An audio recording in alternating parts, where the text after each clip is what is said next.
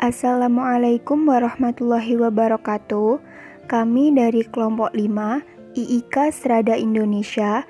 Di sini kami akan memberikan edukasi tentang pertolongan pertama gawat darurat snake bite atau penanganan pertama pada gigitan ular. Di sini saya akan menjelaskan apa itu racun dan bisa. Racun adalah zat atau senyawa yang masuk ke dalam tubuh dengan berbagai cara yang menghambat respon pada sistem biologis dan dapat menyebabkan gangguan kesehatan, penyakit, bahkan kematian.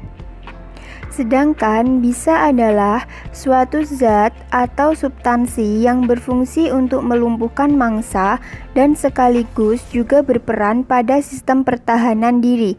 Bisa tersebut merupakan ludah yang termodifikasi.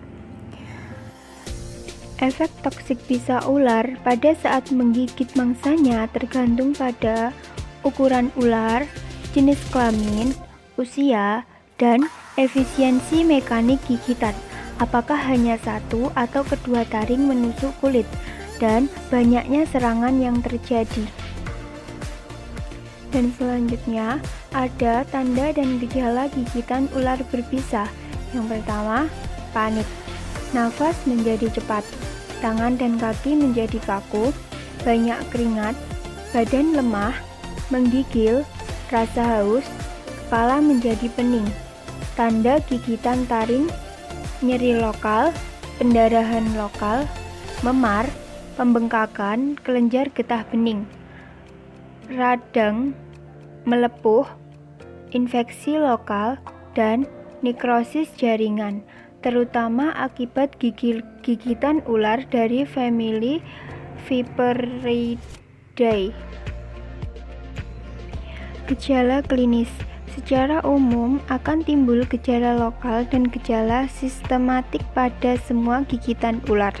Gejala lokal ada edema, nyeri tekan pada luka gigitan, ekimosis atau kulit kegelapan karena darah yang terperangkap di jaringan bawah kulit.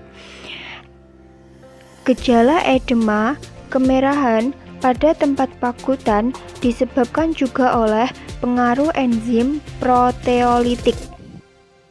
Dan yang selanjutnya ada gejala sistematik, yaitu ada hipotensi, otot melemah, berkeringat, menggigil, muntah, nyeri kepala, pandangan kabur.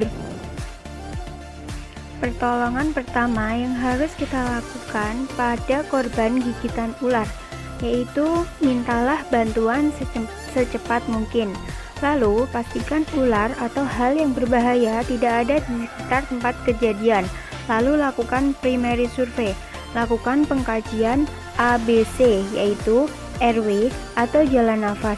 Periksa jalan nafas apakah ada pendarahan atau sumbatan lainnya. Yang kedua, breathing atau pernafasan.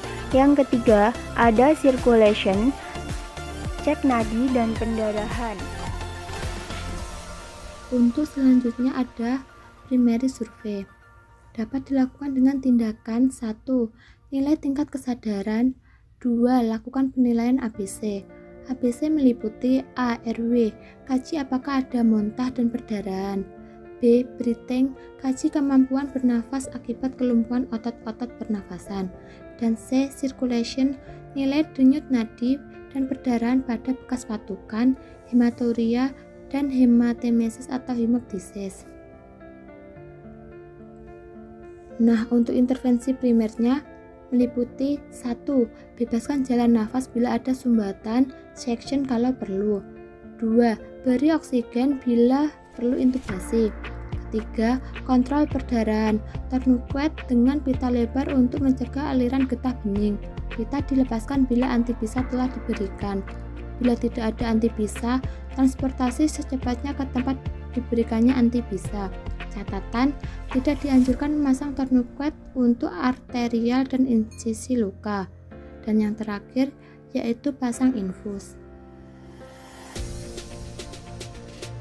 Selanjutnya yaitu suportif.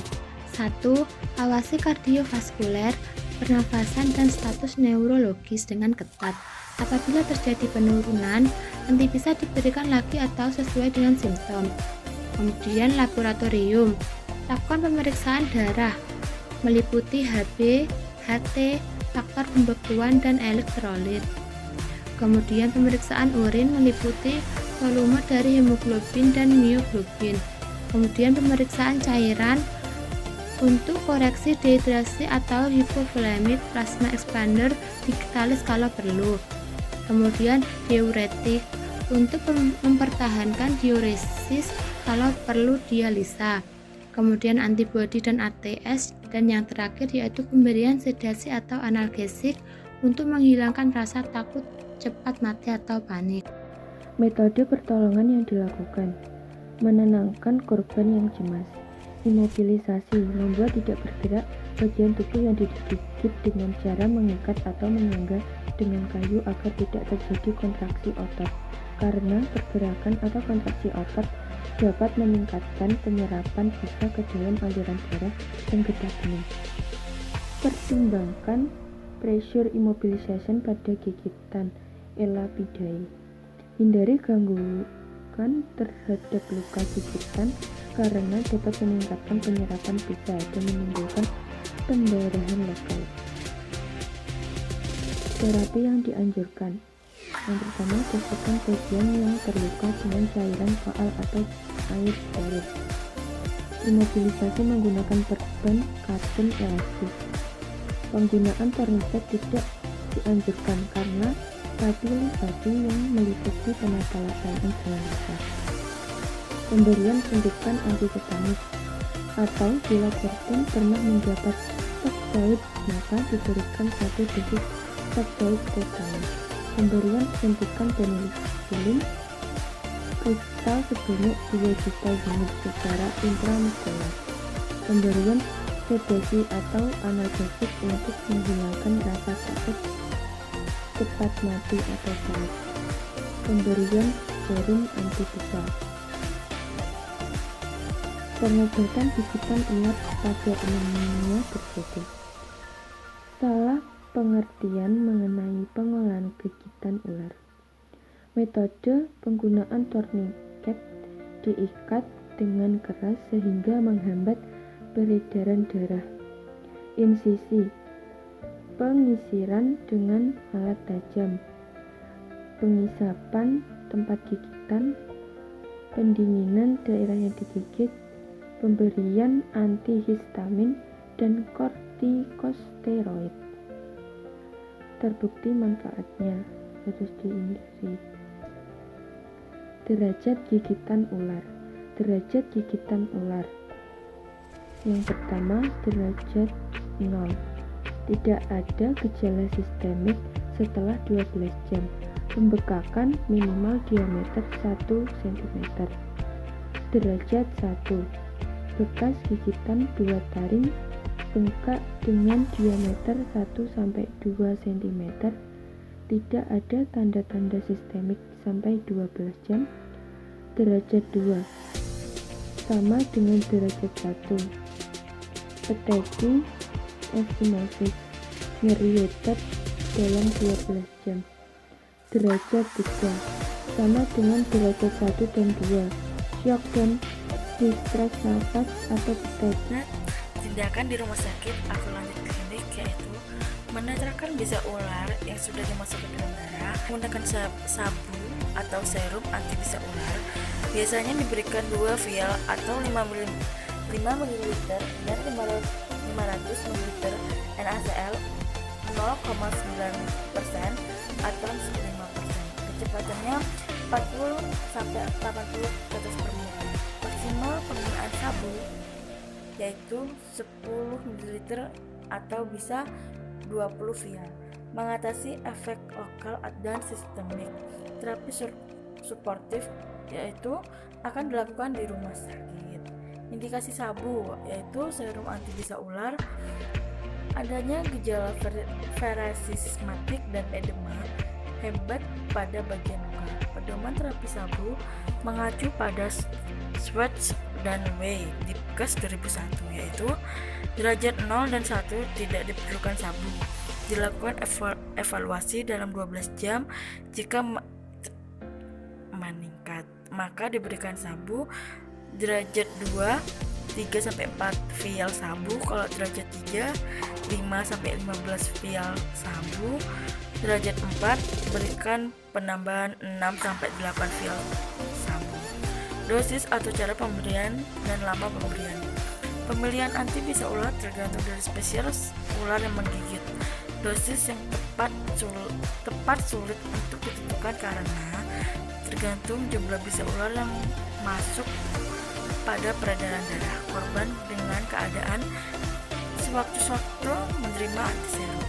Dosis pertama sebanyak 2 vial atau 5 ml sebagai larutan 2% dalam garam Fairley. Dapat diberikan sebagai infus dengan kecepatan 40-80 tetes per menit. Kemudian diulang setiap 6 jam. Apabila diperlukan gejala-gejala tidak berkurang atau bertambah, antiserum dapat terus diberikan setiap 24 jam sampai maksimum 80-100 ml. Antiserum yang tidak diencerkan dapat digantikan sebagai suntikan intravena. Dosis antiserum untuk anak-anak sama atau lebih besar daripada dosis untuk dewasa.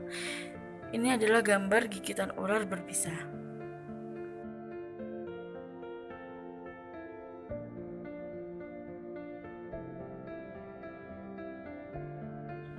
Baik, di sini saya akan mempraktekkan perawatan gawat darurat untuk pasien yang tergigit ular. Baik, di sini saya akan mengambil contoh bagian betis bagian kiri. Persiapan alat minimal kain 2 kain panjang untuk membidai daerah atas dan bawah luka. Baik, di sini saya akan memulai. Posisikan pasien senyaman mungkin dan aman, lalu rendahkan bagian luka pasien dari posisi jantung. Setelah itu, ikat bagian atasnya.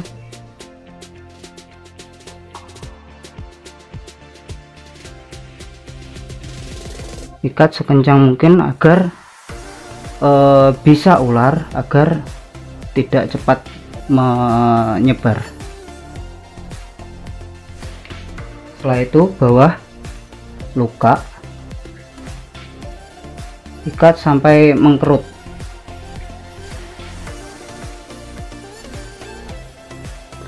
Posisikan tetap begini. Posisi luka lebih rendah dari jantung. Baik, begitulah cara penanganan gawat darurat pasien tergigit ulat.